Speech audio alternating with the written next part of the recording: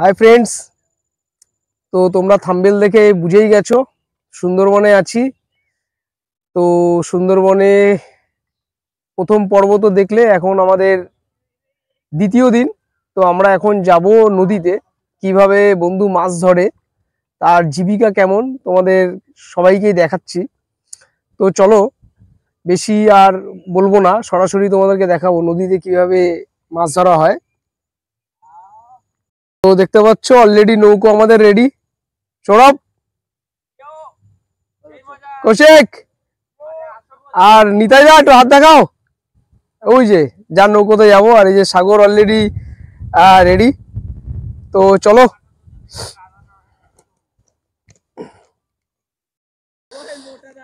তো তো আমরা এখন যাচ্ছি। দেখো এই যে ছোট ছোট গাছ,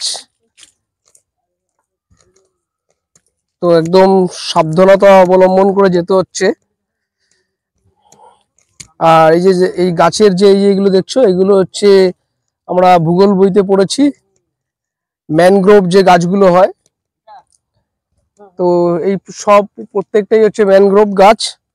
এই যে দেখো, আর তোমাদেরকে এই যে নদী, এই আমাদের নৌকো মোটামুটি রেডি।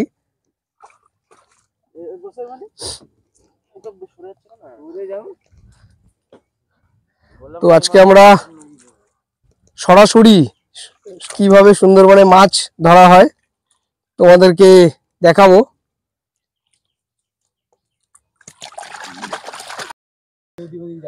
তো তোমরা দেখতে পাচ্ছ, এই যে আমাদের যার বাড়িতে এসছি, নিতাই দা এখন আমাদেরকে নিয়ে যাচ্ছে নদীতে। তো এই যে নদী, যে নদীতে সুন্দরবনের মানুষরা জীবিকা অর্জন করে। নদীটার নাম কি নিতাই? রামগঙ্গা নদীর পাথর প্রতিমা।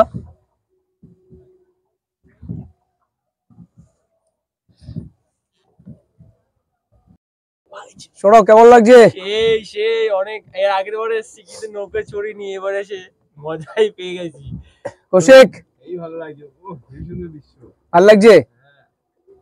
আর সাগর, কেমন লাগছে সুন্দরবনে এরকম একটা অভিজ্ঞতা? হ্যাঁ, নতুন অভিজ্ঞতা, ভালো লাগছে খুব। সুন্দরবনের এই দৃশ্যটা দেখতেও খুব ভালো লাগে, নদীর মাঝে নৌকায় করে চড়তে চড়তে। মানে কালকে রাতে আমরা দেখছিলাম, মানে আমরা প্রথম পর্ব তো দেখালাম যে রাত্রির বেলা কিভাবে মাছ ধরে আনা হয়েছিল, বাট এখন আমরা এই পর্বে আমরা সরাসরি নদীর মাঝখানে, এবং কিভাবে আমাদের এই নিতাই ভাই মাছ ধরে সেটা দেখাবো। তো দেখো বন্ধুরা, এই যে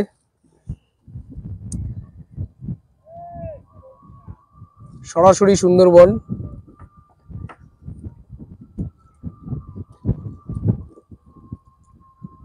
মানে দেখলে মনে হবে কতটা সহজ, কিন্তু অতটা সহজ নয়, অনেকটাই কঠিন একটা কাজ।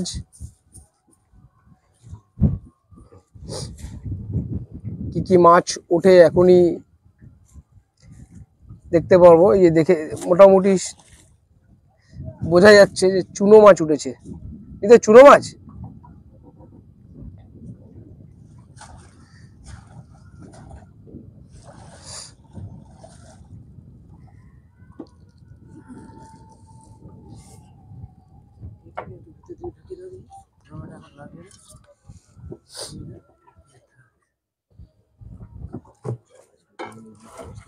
আচ্ছা, এইটাই মাছ রাখা হবে, তাই তো? বাহ।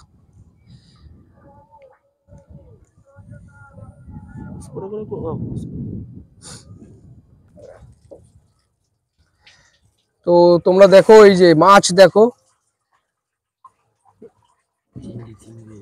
মাছ কত উঠেছে। আর এই যে গোল গোল যেগুলো দেখছো বন্ধুরা, এগুলোকে বলা হয় জেলিফিশ।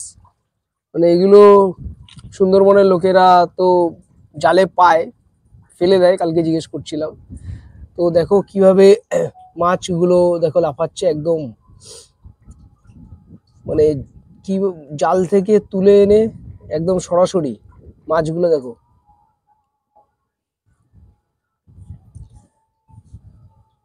যে কতটা মাছ আছে নিতে এখানে? অল্প।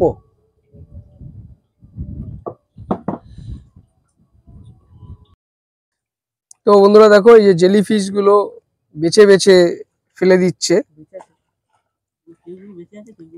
মানে কিছু কিছু জেলিফিশ আবার বেঁচেও আছে, মানে এগুলো খায় না তাই তো?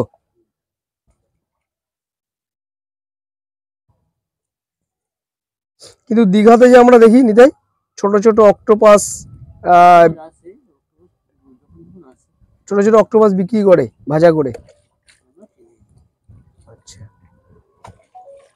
মানে এই নদীতে কি অনেক জেলিফিশ বেশি? এই সময়টা হলে আছে। আচ্ছা,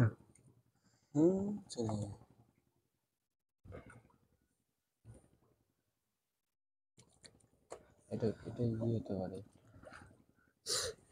একটা জেলিফিশ একটু ধরো ধরো নিতাই, একটা জেলিফিশ ধরো। এই যে বন্ধুরা দেখো এটা হচ্ছে একটা জেলিফিশ, দেখতে পাচ্ছ? মরে গেছে না বেঁচে আছে? মরে গেছে। আচ্ছা আচ্ছা, এই জেলিফিশ গুলোর গায়ে কি বিষ থাকে নাকি? কম থাকে।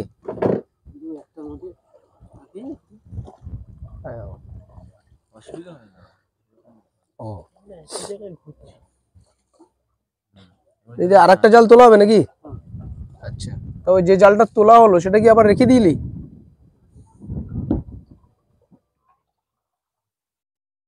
এই মাছগুলো কিন্তু আমরা সাধারণত কলকাতার বাজারে দেখি মোটামুটি অনেকটাই মোটামুটি মরাই থাকে, দামও বেশি, কিন্তু এখানে একদম সরাসরি টাটকা মাছ, সদ্য ধরা। আমাদের ওখানে এগুলোর নাম সম্ভবত চুনো মাছ, তাই তো?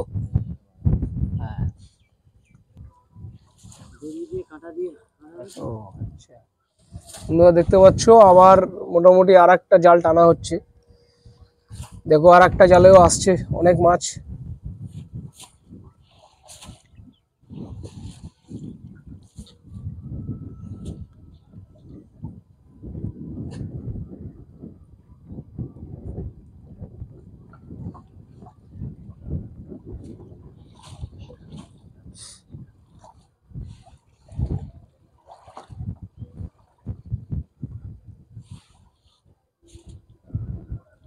তো জাল টানার নির্দিষ্ট একটা পদ্ধতি আছে।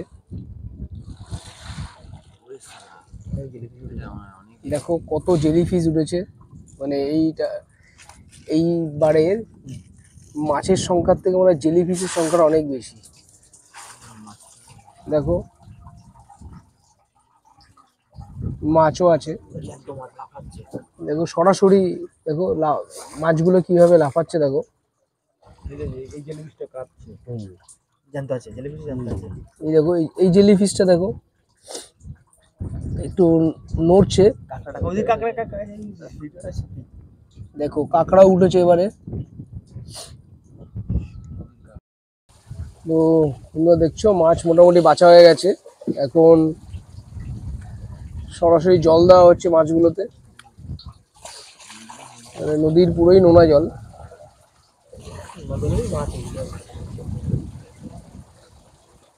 কত হবে? 2 কিলো হবে, 5-7 কিলো।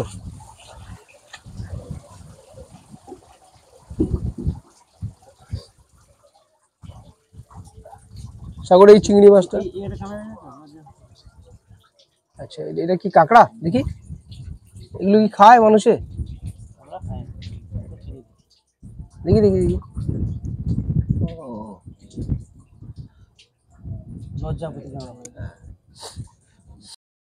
তো এই যে আমরা পাড়ে চলে এসেছি, ওই যে বাড়িটা দেখতে পাচ্ছ নিতাইয়ের বাড়ি, নিতাইয়ের ছেলে ওই যে। তো আমরা পাড়ে চলে এসেছি।